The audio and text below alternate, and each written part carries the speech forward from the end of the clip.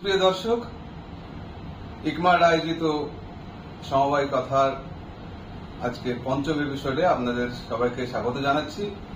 আমাদের এটা ভালো লাগার খবর, ইতিমধ্যে আমাদের প্রায় 100-র কাছাকাছি আমাদের সাবস্ক্রাইবার হয়েছে, অনেকেই দেখছেন। আমরা যেটা ভাবছিলাম যে সমবায় ভিত্তিক এই আলোচনা কতজনই বা দেখবে, তো এটা আমাদের ভালো লাগার বিষয়।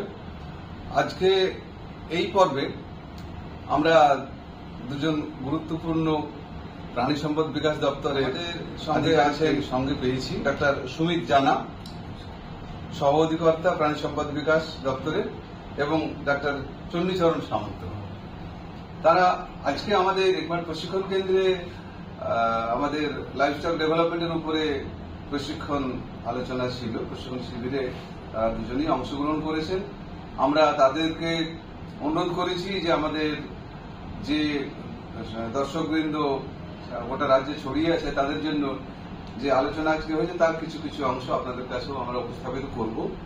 তো আমাদের আজকের আলোচ্য বিষয় মুখ্যত যে এই বাংলায় পোলট্রি ফার্মিং, ব্রয়লার মুরগি পালন ইত্যাদির মাধ্যমে আমাদের এই রাজ্যের বেকার যারা আছেন বা গ্রামীণ এলাকায় যারা বিশেষ করে শিক্ষিত বেকার যুবক যুবতীরা তো কর্মসংস্থানের জন্য ভাবছেন, তাদের কিছু কর্মসংস্থানের স্কোপ কিভাবে হতে পারে সেই বিষয় নিয়ে তারা একটু বলবেন, তাদের কাছে আমরা জানতে চাইব। এবং ছাগল পালন, এটা খুব গুরুত্বপূর্ণ বিষয়, আমরা এই দুটো বিষয় নিয়ে কথা বলবো। তো প্রথমে ডাক্তার সুমিত কুমার জানার কাছে আমাদের সবার পক্ষ থেকে আমাদের প্রশ্ন জানার ইচ্ছে যে এটা জানা, আমরা যেটা শুনে থাকি যে আমাদের পশ্চিমবাংলায় যে যতটা ব্রয়লারের ডিমান্ড, মাংসের ডিমান্ড, সেই ডিমান্ড পূরণ আমরা নাকি করতে পারি না, অনেকটাই পারি না, বা কতটা পারি, খুব অল্পই নাকি পারি। আমাদের রাজ্যে সেই রকম ব্রয়লারের চাষ খুব বেশি হয় না, বাইরে থেকে আনতে হয়। তো এই বিষয়টা কতটা সত্যি, এবং যদি তাই হয় তাহলে আমরা কেনই বা পারি না, আপনাদের দৃষ্টিতে কিরকম? না, বিষয়টা ঠিক ওই রকম নয়। অ্যাকচুয়ালি মাংস উৎপাদন যা পশ্চিমবঙ্গে হয়, টোটাল মাংস উৎপাদন, বিভিন্ন ধরনের মাংস ধরলে সেটা আপনার মুরগির মাংস হতে পারে, ছাগল ভেড়ার মাংস হতে পারে, বা অন্যান্য যে সমস্ত আদর্শের মাংসগুলো আমরা বিভিন্ন আমাদের কমিউনিটির মানুষেরা আমরা খেয়ে থাকি, তাতে টোটাল যে মাংস উৎপাদন হয় সেটা কিন্তু আমাদের পশ্চিমবঙ্গে প্রায় সেল সাবসিডি হয়, আমাদের সেটার বাইরে।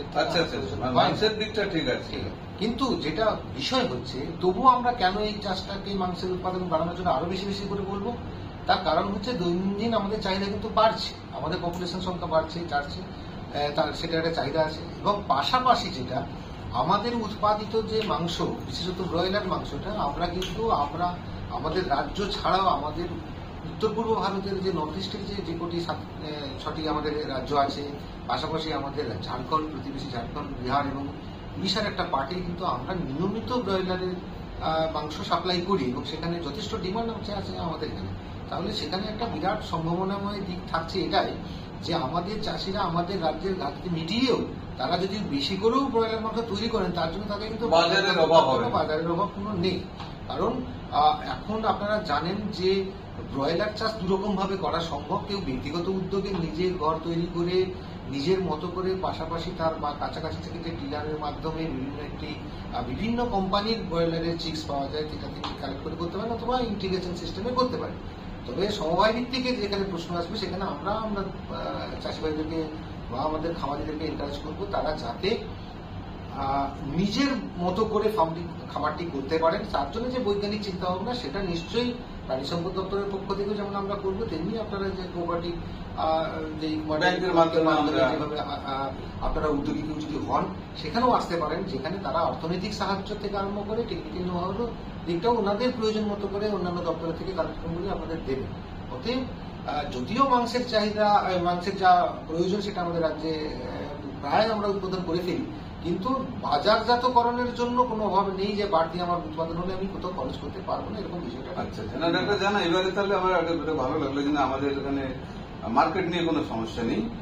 তো আমাদের গ্রামীণ যদি কোনো যুবক যুবতী বা গ্রামে যাদের 2-4 বিঘে জমি জায়গা আছে, অল্প স্বল্প ফান্ড আমরা ব্যাংকের মারফতে তাদেরকে কিছু সহযোগিতা করতে পারি, কেমন খরচ হতে পারে খুব বেশি খরচ না করে 5 লাখ কি 7 লাখ কি 4-5 লাখ টাকা এরকম বাজেট নিয়ে কি একটা ব্রয়লার ফার্ম করতে পারে, তার একটা ইনকাম জেনারেট হতে পারে? একটু আইডিয়া দিতে চাই। একদমই। কারণ আমাদের যত ধরনের আমরা লাইভস্টক পালন করি তার মধ্যে সবচেয়ে কম সময়ে রিটার্ন এবং অনেকটাই পরিমাণ কম খরচের একমাত্র লাইভস্টক যেটা দিয়ে আমি লাভ করতে পারি সেটা হচ্ছে ব্রয়লার।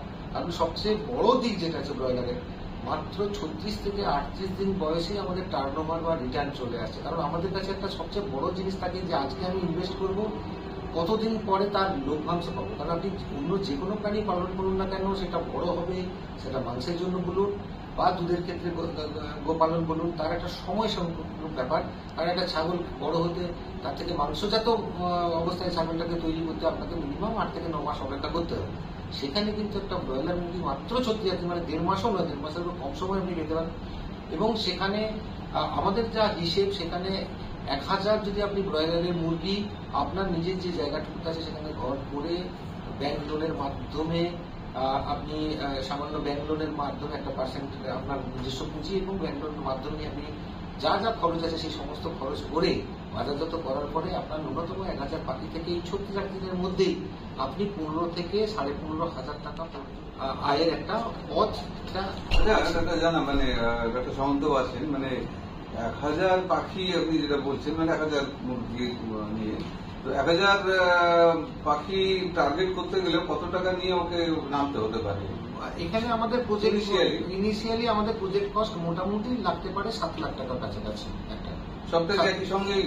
হ্যাঁ, মানে যেহেতু প্রথমেই নয়, ঠিক 7 লাখের মধ্যে আপনার প্রায় 5 লাখের কাছাকাছি, 4 লাখের কাছাকাছি আপনার লাগবে হচ্ছে তার ক্যাপিটাল ইনভেস্টমেন্ট। মানে যেখানে আপনার একটি ঘর তৈরি করতে একটা জমিটি আছে, সেখানে একটা ন্যূনতম খরচের যে সমস্ত ইজিলি অ্যাভেলেবল বা ওই অঞ্চলের যে সমস্ত অ্যাভেলেবল ছোট কম সিমেন্টের খুঁটি বা বাঁশ এবং উপরে টিনের বা অ্যাসবেস্টসের ছাউনি, এই জাতীয় জিনিস, তার সঙ্গে হচ্ছে যে ফার্মের যে প্রয়োজনীয় দ্রব্যাদি, ফিডার, ড্রিঙ্কার মানে মুরগির খাবার দেওয়া, জল দেওয়া বা আরো কিছু যে প্রয়োজনীয় উপাদান, লাইট মানে আলো দেওয়া, ইলেকট্রিক কানেকশন, এই জাতীয় দিয়ে সেখানে 4 লাখের মতো খরচ হবে। এই জায়গা যে জমিতে আমরা দেখি একদম লোকালয় থেকে একটুখানি সাইডে সাধারণত আমরা রাস্তার ধারে দেখতে পাই, কতটা জায়গা লাগতে পারে মানে মিনিমাম?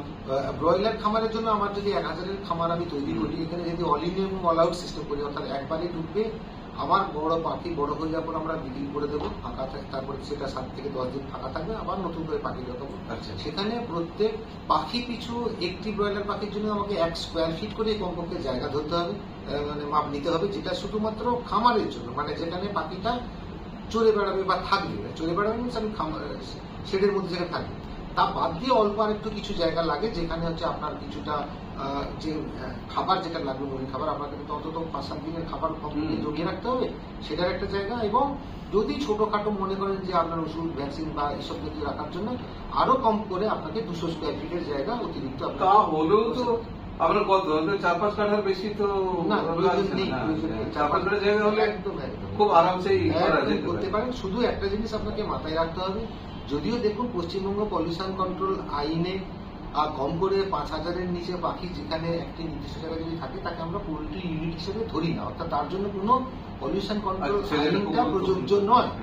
তবুও চেষ্টা করবেন যখন আপনি একটা খামার করছেন সেখানে একটু লোকালয় থেকে একটু দূরে করা, একটু মানুষের যাতে বসবাস, দূষণের থেকেও বড় কথা দূষণটা যত না ছড়াবে তার থেকে যে গন্ধ বা মাছির যে সমস্যাটা তৈরি হবে, যেটা নিয়ে আপনাকে মানুষ পরবর্তীকালে বিরক্ত হবেন, তার যাতে বিড়ম্বনাটা এড়ানো যায় সেই জন্য একটু চেষ্টা করবেন অন্তত যতটুকু সম্ভব একটু ন্যাচারাল আমাদের যে হ্যাবিটেট, যেটা এখানে আমরা বাসস্থান হিসেবে থাকছি, তার থেকে একটু দূরে করা, যাতে এই সমস্যার মুখোমুখি খামার তৈরি করার পরে না হতে পারে।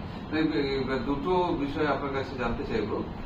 আমরা প্রচলিত ভাবে শুনি যে ব্রয়লার কেউ করতে গেলেই লোকে বলে যে ভারী রিস্কি ব্যাপার, ও তুই 1 বছর করবি, আবার সব মড়কে মরে যাবে, তো সব টাকা জবে যাবে। এইরকম ভীতিটা কতটা? দেখুন, যার জীবন আছে তার মৃত্যু আছে। আমরা ছোটবেলা থেকেই যখন বড় হয়েছি, আমাদের বিভিন্ন রকম ছোটবেলা থেকে জন্মগ্রহণের পরেই সরকারি নিয়ম বিধিতে যে সমস্ত ভ্যাকসিনের কথা বলা হয়েছে, আমাদের বাবা মারা সেই সমস্ত ভ্যাকসিন সরকারি হসপিটালে অথবা প্রাইভেট কোন ডাক্তারের চেম্বারে আমরা ভ্যাকসিনটা বা টিকাটা করিয়েছি। এটা একটা পার্ট। দ্বিতীয় পার্ট যেটা হচ্ছে একটা ম্যানেজমেন্টাল বিষয় থাকে, যেখানে বাচ্চাটাকে ভালো করে বড় করা। আমাদের মুরগির খামারের ক্ষেত্রে এটা যেটা জীবন্ত প্রাণী, এরও নির্দিষ্ট কিছু প্রোটোকল বা ভ্যাকসিনেশন শিডিউল বা তার যে লালন পালনের যে পদ্ধতি, এই পদ্ধতিটা আপনাকে মেনে চলতে হবে। ভ্যাকসিনের যে বা টিকাকরণের যে শিডিউলটি বলা আছে, যে কোন বয়সে কোন ভ্যাকসিন কোন সময় দিতে হবে, সেটা একটা পার্ট। অনেক ক্ষেত্রেই যেটা আমাদের পক্ষে সমস্যা হয়, গ্রামেগঞ্জে যেটা হয়, যে ধরুন একটি গ্রামের থেকে যেখানে তিনি বাজার থেকে টিকাটি নিয়ে আসছেন সেটি অনেকটা দূরে, অনেক সময় আমরা কাগজের প্যাকেটে, অ্যালুমিনিয়াম প্যাকেটে করে ভ্যাকসিন নিয়ে আসছি, যেটা কিন্তু একেবারেই ঠিক নয়। এই যে কোল্ড চেইন মেনটেন করা, অর্থাৎ একটি থার্মোফ্লাক্সের মধ্যে বরফ দিয়ে, নির্দিষ্ট পরিমাণ বরফ দিয়ে, এবং সেই বরফটা যাতে গলে না যায় সেই পরিমাণ, সেটাও আপনার দেখার বিষয়। সেই ভ্যাকসিনটা সেখান থেকে নিয়ে এসে একটি নির্দিষ্টভাবে তার যে উপাদানে জল বা যে এক্সটেন্ডার দেওয়া থাকে সেটাতে মিশিয়ে সময় মতো, এবং কারণ বলা হয় যে একটি ভ্যাকসিন যখন আপনি প্যাকেট থেকে, ফয়েল থেকে খুলে নিয়ে গুলে আপনি মুরগির কাছে বা অ্যানিমেল বা যেখানেই আপনি অ্যাপ্লাই করুন না কেন, তার উইদিন সেই ঠান্ডা ভাবটা থাকতে থাকতে আপনাকে সেই জায়গাটা আপনাকে দেখতে হবে। কারণ সেটা যদি না হয়, তাহলে আপনি যখন পালন করছেন, আপনি যখন রোগের সমস্যা পড়বেন, তখন মনে হবে যে না, এটা পালন করলেই মারা যায়, তা নয়। আর পাশাপাশি যেগুলো বিষয় থাকে, একটা পাখি যখন আপনি পালন করছেন, তার যে নির্দিষ্ট পরিমাণ খাদ্য উপাদান যেটা দেওয়া দরকার, যেখানে আপনি পালন করছেন, জেনারেলি আমরা ব্রয়লার ওপেন হাউস সেটে করি, অর্থাৎ তার নিচে যে বেডিং মেটেরিয়াল, যেটাকে আমরা লিটার বলি আমাদের ভাষায়, সেই লিটারটা নিয়মিতভাবে মানে তার পরিচর্যা করা, লিটারকে টার্নিং বলি আমরা, সেটা করা। পাশাপাশি যে খাবারের পাত্র বা জলের পাত্র, ফিডার বা ড্রিঙ্কার যেগুলোকে আমরা বলছি, সেগুলো নিয়মিতভাবে পরিষ্কার করা, তাতে যাতে শ্যাওলা না জমে সেটা লক্ষ্য রাখা, এবং সেখানে নিয়মিতভাবে যে জল শোধনের যে প্রক্রিয়াগুলো আছে, বিষয়গুলো, সেগুলো মাথায় রেখে যদি আপনি পালন করেন, তাহলে এই সমস্যা অনেকটাই। যেটা আমার মনে হলো যে বিধিগুলো আছে ভ্যাকসিনের এবং যে পরিচর্যার নিয়ম আছে, সেগুলো ঠিকঠাক পালন করলে এই যে দলে দলে মরে যাওয়ার ঝুঁকিটা অতটা তেমন নয়। তবে এই পরামর্শ মানে যিনি শুরু করবেন তিনি তো নিশ্চয়ই নিকটবর্তী আপনাদের দপ্তরের লোকজন থাকবে, পরামর্শ তো পাওয়া যাবে। সেই পরামর্শ পাওয়ার ব্যবস্থাগুলি তো নিশ্চয়ই আছে, আপনাদের পরিকাঠামো তো নিশ্চয়ই জেলা বা ব্লকে তো আছে। তো আমাদের যে পরিকাঠামো আছে, এই মুহূর্তে আমাদের পশ্চিমবঙ্গে এই মুহূর্তে 344টি ব্লক, তার মধ্যে 344টা ব্লকে বিএলডিও পোস্ট আছে, যিনি প্রাণী চিকিৎসা সম্প্রসারণ আধিকারিক হিসেবে কাজ করেন। তাছাড়াও প্রতিটি ব্লকে কম করে একটি ব্লক প্রাণী স্বাস্থ্য কেন্দ্র আছে, এবং সঙ্গে কিছু ব্লকে, মানে 344টা ব্লকের মধ্যে 273টি ব্লকে আমাদের অতিরিক্ত প্রাণী স্বাস্থ্য কেন্দ্র আছে, এবং কিছু ব্লক আছে যেখানে একের অধিক অতিরিক্ত প্রাণী সেন্টারই আছে। তার মানে একটা বিশাল নেটওয়ার্ক। মানে সেখানে ব্রয়লারকেও যদি শুরু করতে চাই, তাহলে টেকনিক্যাল পরামর্শ বা ইত্যাদির অভাব হবে না। প্রাথমিক যে ভাবনা, গাইডেন্স, সেটা আমাদের প্রতিটি জায়গায় যেখানে প্রাণী চিকিৎসা আধিকারিকরা আছেন বা আমাদের বিএলডিও স্যাররা আছেন, তাদের কাছে গেলে আপনারা সে পরে অন্য কথায় যাওয়ার আগে সরকারের সুযোগ সুবিধা, আমি ডক্টর সামন্ত এখানে আছেন, আমরা কিছুক্ষণ আগে কথা প্রসঙ্গে শুনছিলাম, একটা পদ্ধতির কথা বলছিলেন যে ওই ইন্টিগ্রেশন পদ্ধতি, ব্যাপারটা নতুনই আমাদের কাছে মনে হলো যে এইরকম একটা পদ্ধতির দ্বারা কিভাবে উপকৃত হতে পারে, বা পদ্ধতিটা কেমন, বা একটা জানা, বা একটা সম্বন্ধে যদি বলেন। ব্রয়লার বা যেগুলো ইন্টিগ্রেশন হচ্ছে আপনার যে ফার্মার তার ইনফ্রাস্ট্রাকচার বা সেটগুলো করবে। আচ্ছা, যে কোনো কোম্পানি বা সংস্থা তারা তাদের লাইভ বার থেকে শুরু করে মেডিসিন এবং ফিড টোটালি সাপ্লাই করবে, এবং ওখানে জাস্ট বড় করে তুলবে, পরিচর্যা করে। কোম্পানি আবার এরকম হয়েছে আছে আমাদের ব্রয়লারের ক্ষেত্রে তো প্রচুর আছে।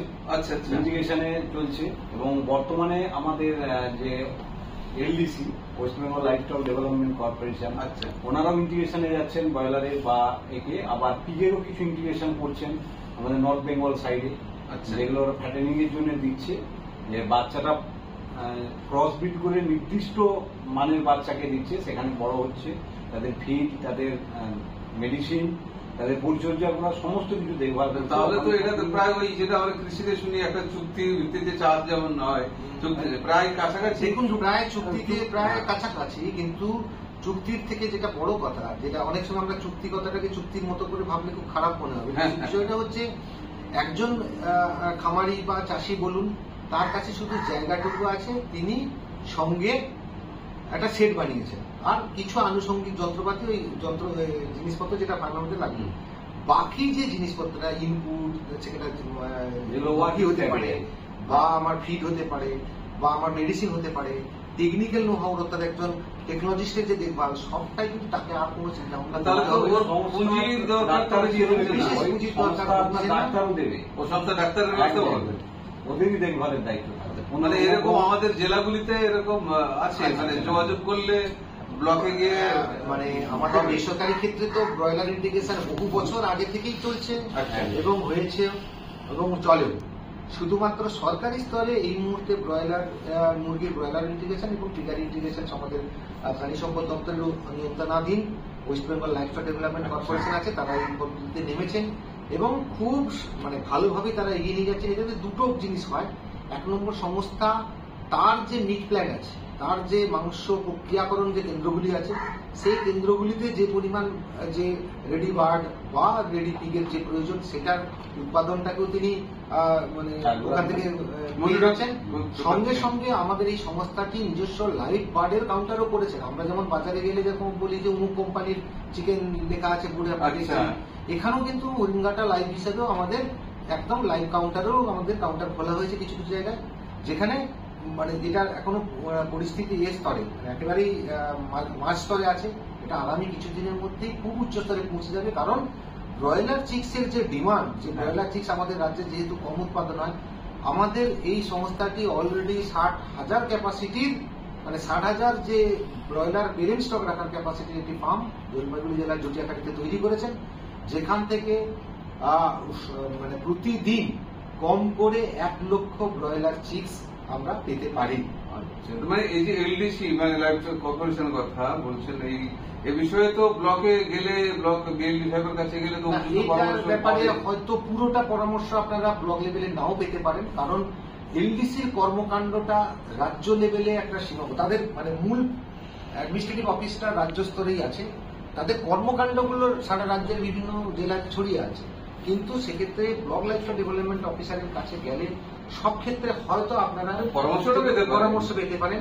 সেক্ষেত্রে যদি আমাদের যে ডব্লিউএলডিসির যে বিভিন্ন ওয়েবসাইট আছে, আপনারা সেটা দেখতে পারেন, যারা যে সমস্ত খামারিরা মনে করবে। তাছাড়াও এলডিসির মানে বিভিন্ন যে কাউন্টার আছে, এলডিসির অনেকগুলো যে সমস্ত রেডি যে প্রোডাক্টের কাউন্টারও তারা খোলেন, সেখানেও আপনারা এরকম এলডিসির কাউন্টার আছে, যেখান থেকে বিভিন্ন আমাদের এই, তার মানে তো প্রতিটি জেলাতে এবং অনেক জায়গায় ছড়িয়ে ছিটিয়ে আছে, জেলায় কম বেশি ছড়িয়ে ছিটিয়ে আছে। 700 মানে তো অনেকটাই।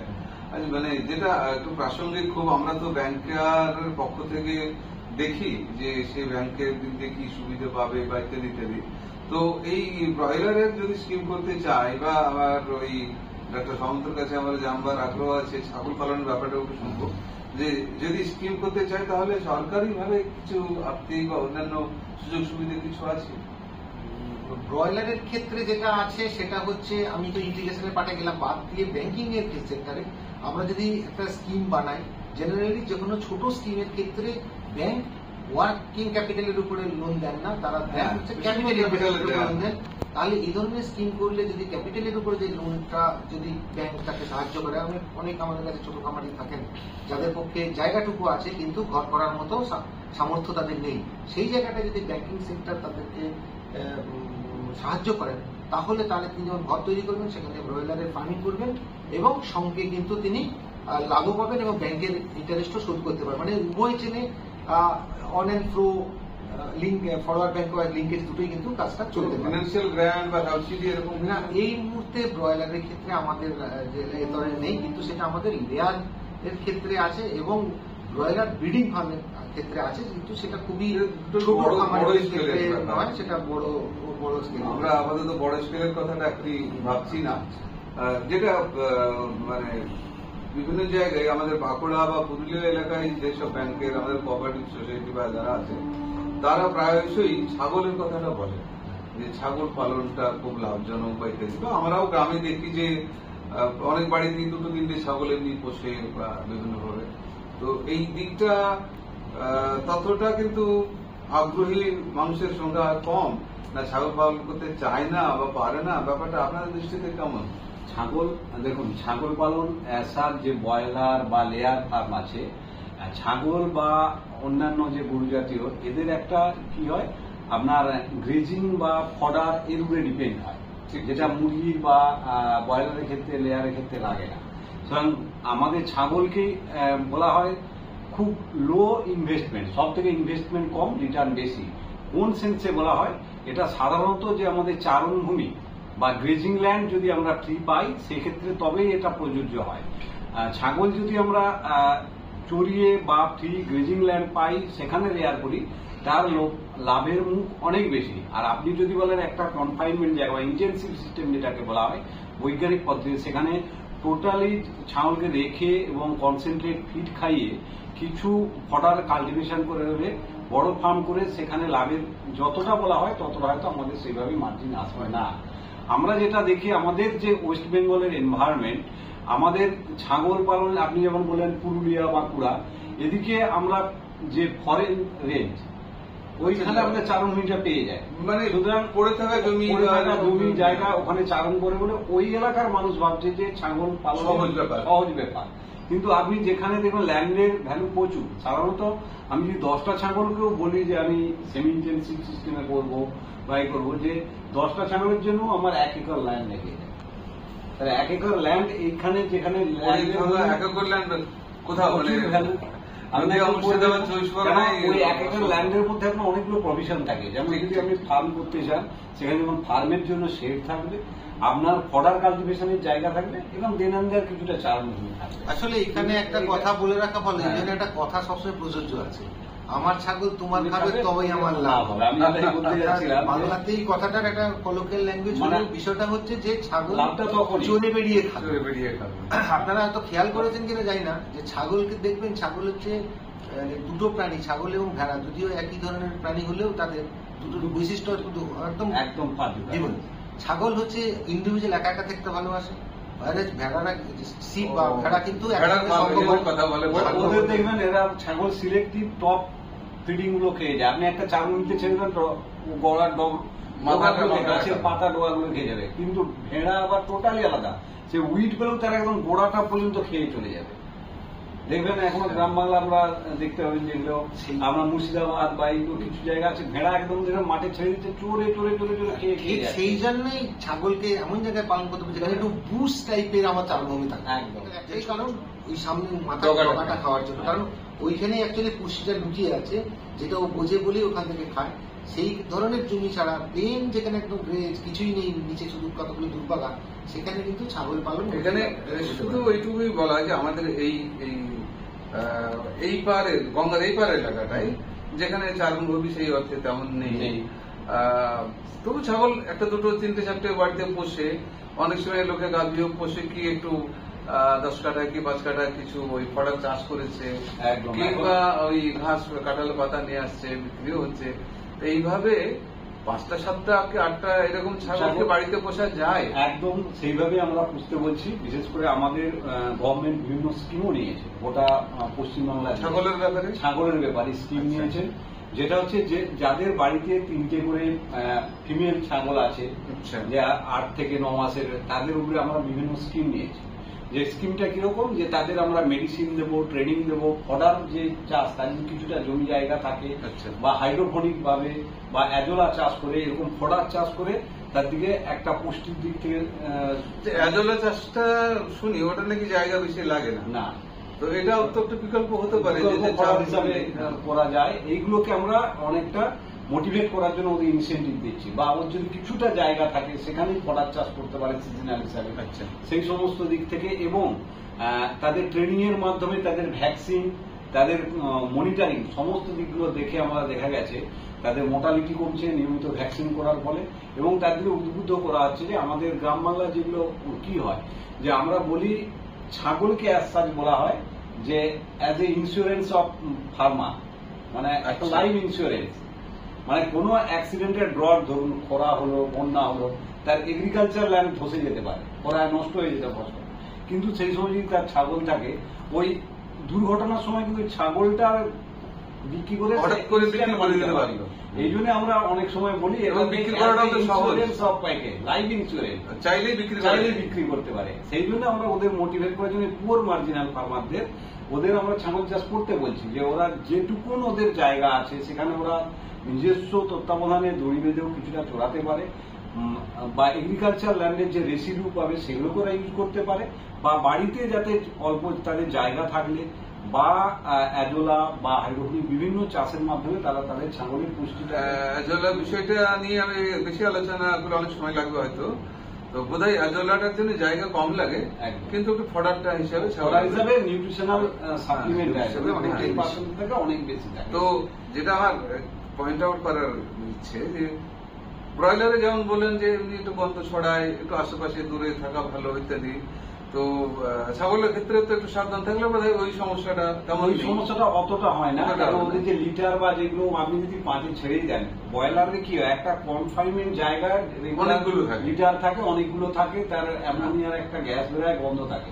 কিন্তু এদের কি হয় ম্যাক্সিমামটাই চারণভূমি হয়ে যায়, ঠিক চারণভূমিতে যায় বা বিভিন্ন জায়গায় আমরা ধরে নিচ্ছি ম্যানুয়ালটাকে। আর এটা যে তৃণভোজী আপনাকে মানতে হবে, তৃণভোজীর যে মানে আপনার ডাঙের যে স্মেল পোল্ট্রির ক্ষেত্রে অনেক বেশি, দানা শস্য খায় এবং তাদের দুর্গন্ধটা বেশি আছে, যেটা তাহলে অ্যাকচুয়ালি ব্রয়লারের ক্ষেত্রে যেটা যেহেতু দ্রুত তাকে বাড়তে হয়, তাদের ফিডের মধ্যে নাইট্রোজেন পার্সেন্টেজ অনেক বেশি থাকে, আর নাইট্রোজেন পার্সেন্টেজ বেশি থাকা মানে সেই যে লিটারটা বা পায়খানাটা যেটা করছে সেটার মধ্যে অ্যামোনিয়া, সেটার মধ্যে নাইট্রোজেন বেরিয়ে আসছে, সেই নাইট্রোজেনটাই বাতাসের জলীয়বাষ্পের সঙ্গে মিশে গিয়ে অ্যামোনিয়া ফর্মেশন করবে এবং সেখান থেকে অ্যামোনিয়া গ্যাসের সম্ভাবনাটা বাড়বে। মানে একটা আজকাল গ্রামও তো প্রায় সেমি সেমি আরবান হয়ে যাচ্ছে, তো সবাই হয়তো পাকা বাড়ি করেছে, একটু হবে আছে, তো তারাও যদি 5-6টা ছাগল একটু সাবধানে রাখে, এমন কিছু ছাগলকে রাখার সবচেয়ে বড় যেটা দিক সেটা রাখতে হবে মাথায়,